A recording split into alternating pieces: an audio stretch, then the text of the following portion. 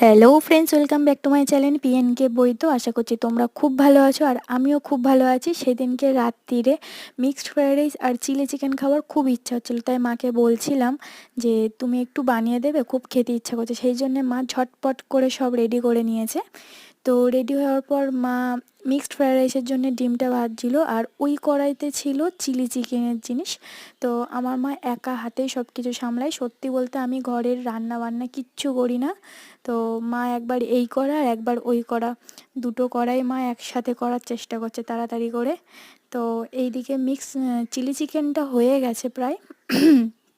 দেখে নাও, চিলি চিকেনটা হয়ে এসছে। আর এটা ছিল মিক্সড ফ্রাইড রাইসের মাংস ভাজা। তো মিক্সড ফ্রাইড রাইস হয়ে এসেছে, আর চিলি চিকেনটাও হয়ে গেছে, তোমরা দেখে নাও। এবারে পরিবেশন করা যাক। তো কারা কারা খেতে ভালোবাসো আমাকে কমেন্ট করো। আমি তো খেতে প্রচুর ভালোবাসি। Tata, bye bye.